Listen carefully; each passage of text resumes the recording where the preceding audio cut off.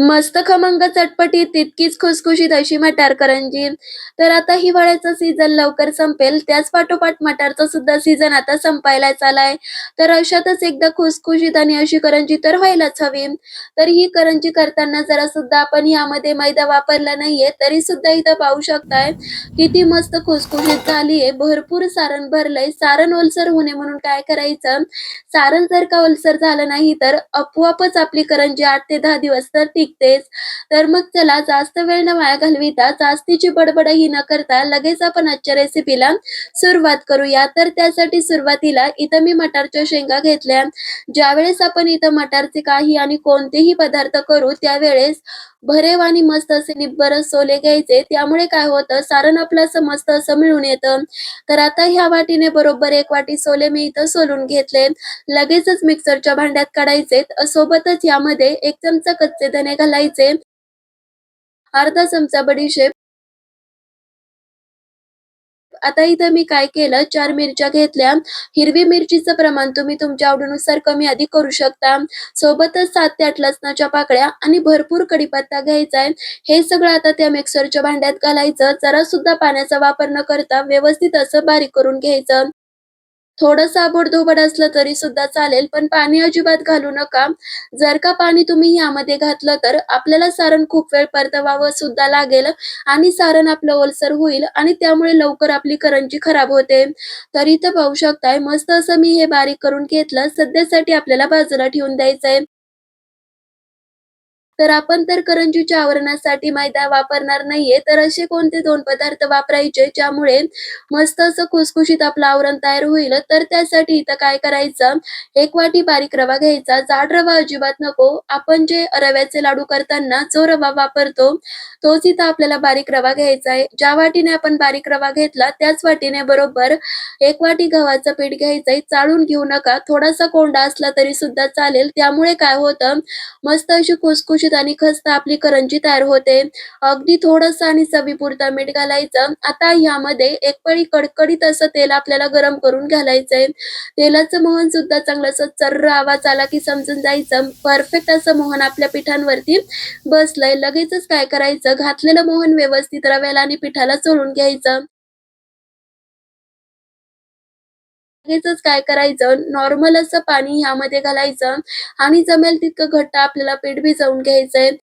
जर का पीठ पातळ झालं तर लवकर आपली करंजी मऊ सुद्धा पडते आणि कमी अशी खुसखुशीत सुद्धा तयार होते. तर इथं पाहू शकताय जमेल तितकं मी घट्ट पीठ भिजवलंय. लगेचच काय करायचं सध्यासाठी 10 ते 15 मिनिटं तरी किमान हे आपल्याला पीठ भिजवून घ्यायचंय. जितकं जास्त करंजीचं पीठ मुरेल तितक्या करंज्या मस्त अशा तयार होतात. त्यामुळे किमान 10 ते 15 मिनिटं तरी मुरवून घ्यायचं. त्यामुळेच मी आधी काय केलं सारण नंतर करून घेतलं आणि आधी पीठ भिजवायला ठेवलं. त्यामुळे आपोआपच आपलं पीठ छान असं मुरलं जातं. पीठ तर आपलं भिजवून तयार आहे. तोपर्यंत काय करायचं लगेचच आपण सारणाची तयारी करून घेऊया. तर त्यासाठी सुरुवातीला इथं कढईमध्ये 1 पळी तेल गरम करायचं. तेल व्यवस्थित गरम होऊ द्यायचं. नंतरच यामध्ये अर्धा चमचा जिरे घालून घ्यायचे. जिरे थोडेसे फुलल्यावरती काय करायचं 2 चमचे आपल्याला बेसन भाजून घ्यायचंय. तर बेसन भाजल्यामुळे काय होतं, जे काही सारणामध्ये थोडंसं ओलसरपणा असेल, तो पूर्ण निघून जातो आणि खमंग अशी आपली करंजी सुद्धा लागते. आता घातलेलं बेसन काय करायचं, एक 4 ते 5 मिनिटं किंवा 3 ते 4 मिनिटं आपल्याला भाजून घ्यायचंय. तर इथं पाहू शकताय मंद आचेवरती खमंग असं बेसन मी भाजून घेतलं. लगेचच काय करायचं वाटलेलं सगळं मिश्रण घालून घ्यायचं. मिश्रण घातल्यावरती मंद आचेवरती किमान 5 ते 7 मिनिटं आपल्याला परतवून घ्यायचंय. जितकं जमेल तितकं ओलसरपणा काढून घ्यायचा. त्यामुळे काय होतं जास्त दिवस आपली करंजी टिकण्यास मदत होते.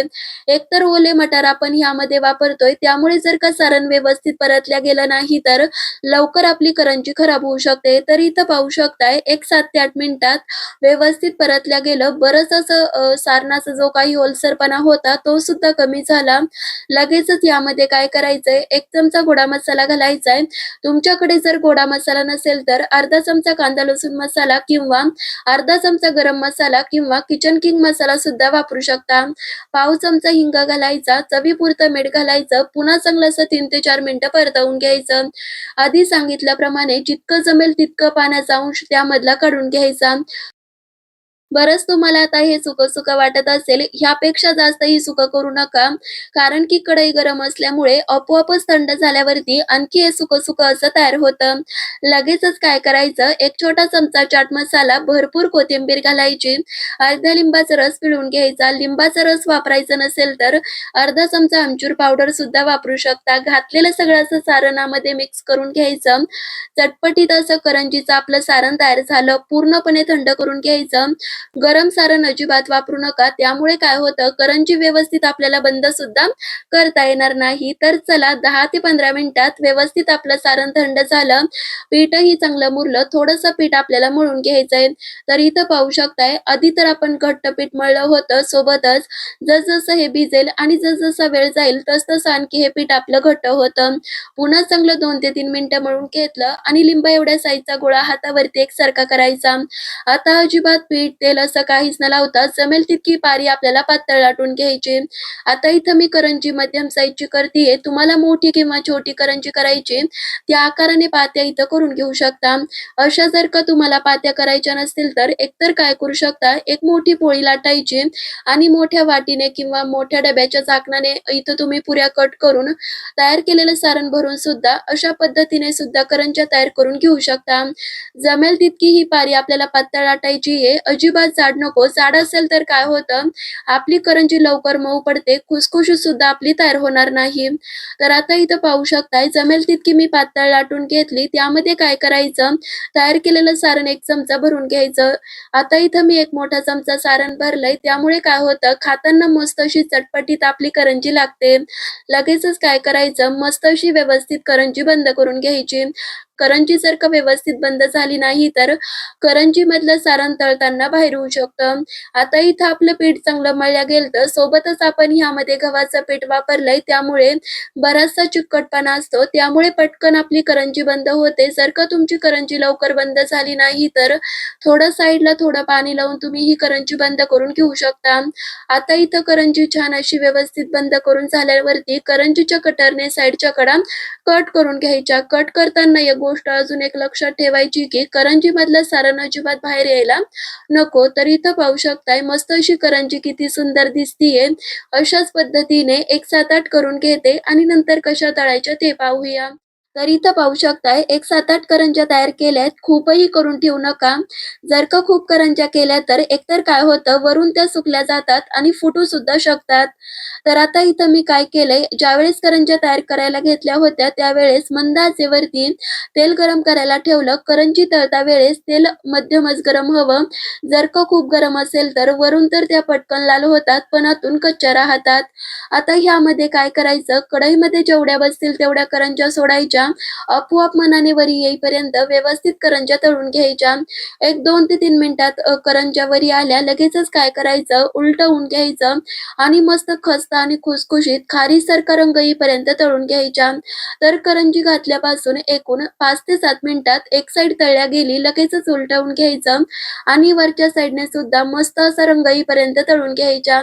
करंजी घातल्यापासून एक 12 ते 13 मिनिटात व्यवस्थित ही बॅच आपली तळल्या गेली. पूर्णपणे तेल निथळायचं आणि एका बाउलमध्ये काढून घ्यायचं. काढून घेता वेळेस तुम्ही तर आवाज ऐकलाच असेल. तर मग बाकीच्या सुद्धा करंज्या अशाच पद्धतीने तळते आणि सगळ्या करंज्या झाल्यावर तुम्हाला दाखवते. तर इथं पाहू शकताय मस्त खमंग चटपटीत तितकीच खुसखुशीत अशी भरपूर सारण भरलेली मटारची करंजी आपण तयार केली.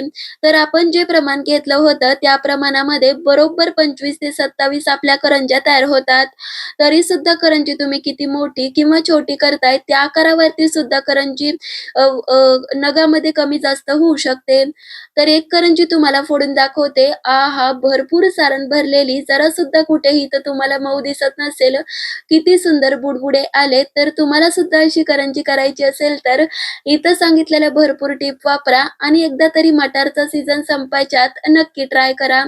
तर आणखी कोणत्या रेसिपीज तुम्हाला माझ्या चॅनलवर पाहायला आवडतील ते तर नक्कीच सांगा. ही करंजी ट्राय केल्यावरती कशी झाली ते सुद्धा कमेंटमध्ये नक्कीच सांगा. अजूनही सबस्क्राईब केलं नसेल तर नक्की सबस्क्राईब करा. तर मग चला पुन्हा भेटूया तशाच एका नवीन आणि साध्या पारंपरिक रेसिपी बरोबर. तोपर्यंत धन्यवाद.